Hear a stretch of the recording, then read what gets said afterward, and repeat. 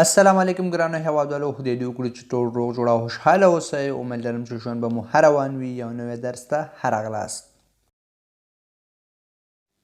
نن زموږ درس دی نو غیان لکه څنګه چې په تیر څلورو درسونو کې نو پا نو پلو نو ژامې نو پرسون منفي جوړښتونو په باره کې هم خبرې کړې دي هغه ویډیوګانې تاسو کولی شئ چې چینل ته لاړ شئ هلته هم کتلی شئ د ویډیو په ډسکرپشن کې هم لینک ورکوم آی بټن باندې او د ویډیو په آخر کې هم لینک ورکوم هلته هم کتلی شئ نن ورځې زموږ درس دی نو غیا منفي بڼه یا منفي جوړښت نو غیا سره موږ څنګه یو جمله منفي کړو یو مثبته جمله څنګه نو غیا منفي بڼې سره منفي کړو دا ټول په دې درس کې سره د مثالونو تشریح کوم ویډیو تر اخره را سره وګورئ انشاءالله په ډیر څه به پوه شئ راځئ چې اوس درس شروع کړو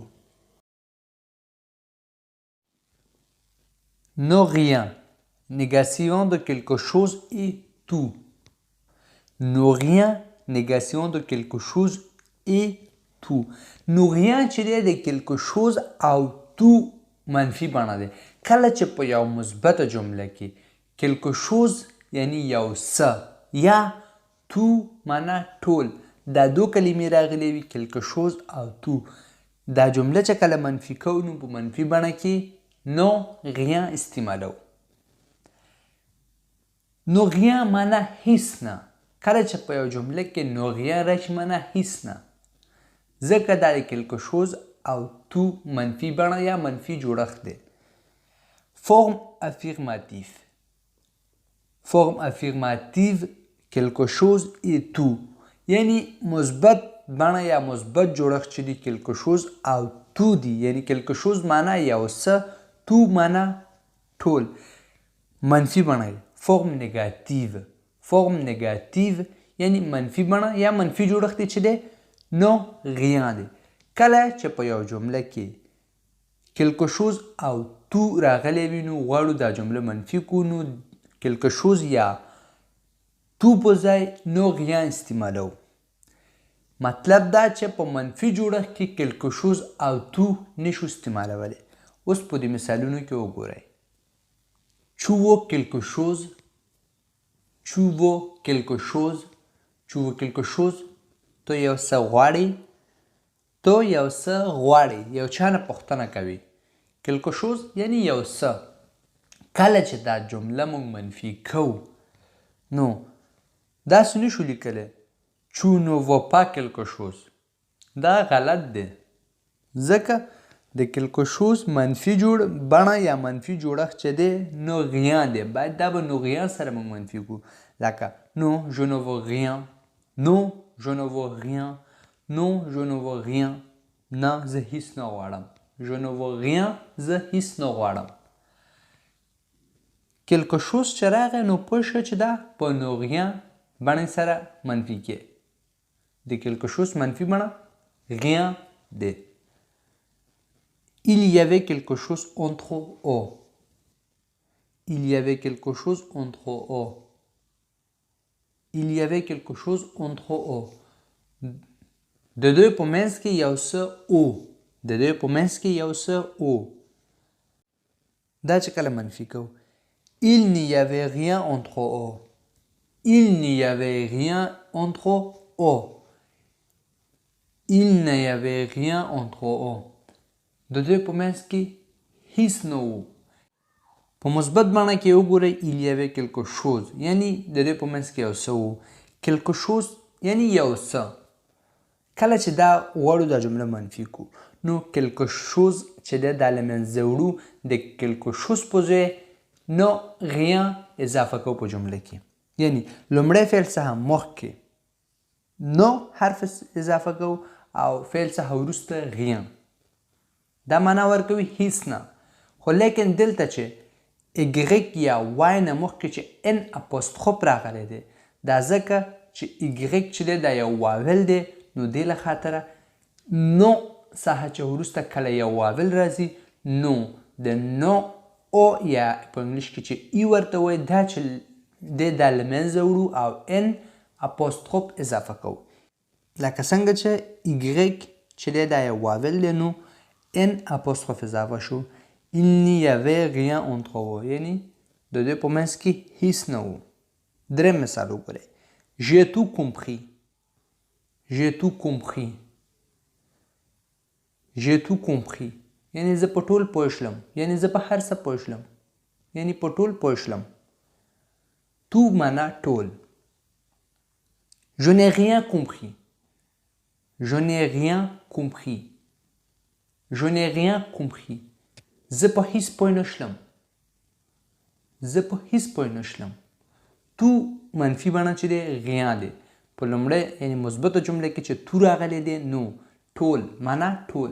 نو په منفي بڼه کې غیا راوړو یعنی هیڅ نه. je n'ai rien compris زه په هیڅ پوه نه شلم.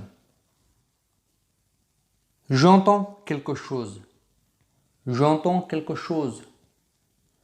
j'entends quelque chose زه یو څه اورم. زه یو څه اورم. j'entends زه اورم quelque chose یعنی یو څه.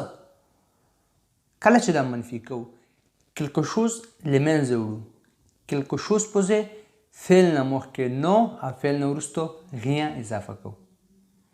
je n'entends rien. je n'entends rien. je n'entends rien زه هیڅ نه اورم یعنی زه هیڅ څه نه اورم. je n'entends rien زه هیڅ نه اورم. زه هیڅ څه نه اورم. je regarde quelque chose. je regarde quelque chose. je regarde quelque chose زه یو څه ګورم. صحیح شو. زه یو څه ګورم. je ne regarde rien. je ne regarde rien. je ne regarde rien زه هیڅ څه نه ګورم. je ne regarde rien زه هیڅ څه نه ګورم. je te dis quelque chose. je te dis quelque chose. je te dis quelque chose زه تاته یو څه وایم. زه تاته یو څه وایم. quelque chose په ځای موږ تو هم استعمالولی شو. je te dis tout یعنی زه تاته ټول وایم. منفي بڼه کې که quelque chose وي که تو وي دواړو په ځای نو rien استعمالو. je ne te dis rien. je ne te dis rien. je ne te dis rien زه تاته هیڅ نه وایم. زه تاته هیڅ نه وایم. اوس دلته یو څو جملې دي چې د دوی مثبت بڼه هم نه دی لیکلی یوازې منفي بڼه هم لیکلی دی. تاسو کوشش وکړئ چې د دې مثبته بڼه تاسو ولیکئ. on n'avait rien reçu. on n'avait rien reçu. on n'avait rien reçu مونږ هیڅ نه دی ترلاسه کړی. مونږ هیڅ ترلاسه کړی نه دی. vous n'avez rien vendu. vous n'avez rien vendu. vous n'avez rien vendu تاسو هیڅ خرڅ کړی نه دی یعنی تاسو هیڅ پلورلی نه دی. vendu د vendre دویم حالت یا پاسی کمپوزی دی. vendu معنا پلورلی. vous n'avez rien vendu تاسو هیڅ پلورلی نه دی.